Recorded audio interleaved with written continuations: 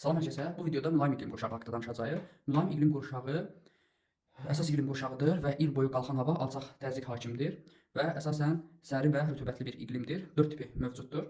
Mülayim dəniz tipi, mülayim kontinental tipi, kəskin kontinental və muson tipləri mövcuddur. Ümumiyyətlə mülayim iqlim qurşağında il boyu səpələnən radiasiya üstünlük təşkil edir. Bilirik ki, mülayim və ekvatorial enişlərdə səpələnən, qütb və tropik enişlərdə isə düz radiasiya üstünlük təşkil edir. Gəlin tiplərinə baxaq. Birinci mülayim dənizdən başlar. İl boyu rütubətlidir.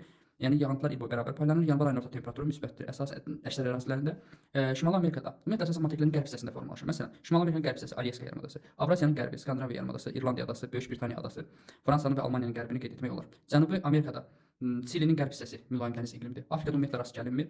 Avstraliyada materikin özündə yoxdur, amma adalarında var. Tasmaniya və Yeni Zelandiyanın cənub hissəsində mülayim dəniz iqlimidir. Afrika materikində ümumiyyətlə mülayim iqlim yoxdur, amma mülayim hava kütlələrinin təsiri var. Çünki burada subtropik iqlim mövcuddur. Materikin mərkəzinə doğru, materiklərin mərkəzinə doğru iqlimin kontinentallığı, yəni quruluğu artır. Bu hissədə böyük düzənliklərin şimal hissəsi mülayim kontinental, mərkəzi düzənliklər isə kəskin kontinentaldır. Şimali Amerikanın şərq hissəsində muson iqlimi formalaşmır. Əvəzində Labrador yarımadasının cənub hissəsi, Newfoundland adası mülayim dəniz iqlimində olur. Sonra dedik ki, Avropanın qərb hissəsi mülayim dənizdir. Şərqə doğru yəni kontinentallıq artır. Dənizdən uzaqlaşdıqca iqlimin yağıntının miqdarı azalır. Məsələn, Şərqi Avropa mülayim kontinentaldır. Bura Ural dağlarıdır. Ural dağlarının qərb ətəkləri daha çox yağıntı alır. Çünki bura gələn hava kütlələri Atlantik okeanından gəlir.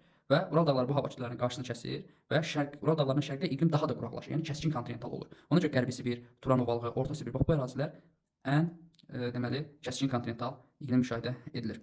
Hesab edilir. Və burada qeyd edirik ki, Orta Sibir, ümumiyyətlə kəskin kontinental iqlimdə illik temperatur amplitudunun ən yüksək olduğu, ən yüksək müşahidə edilir. Yəni deyirik ki, burada yay isti, qış isə çox soyuq olur. Şərqə doğru Sakhalin adası, Kore yarımadasının şimalı, Yapon adalarının şimal hissəsi, Sxot Island dağları burada mövsüm hava kütlələri bura yayda bol yağıntı gətirir, muson iqlimi formalaşdırır. Kamçatka yarımadası isə yenidən mülayim dəniz iqlimində olur. Cənub yarımkərəsində muson yoxdur, kəskin kontinental yoxdur. Bir dənə mülayim kontinental var, o da Patagoniya yaylasında, burada soyuq okean cərəyanı Falkland cərəyanı təsiri ilə formalaşır və Patagoniya yaylasında səhra, yarımsəhra landşaftının formalaşmasına səbəb olur.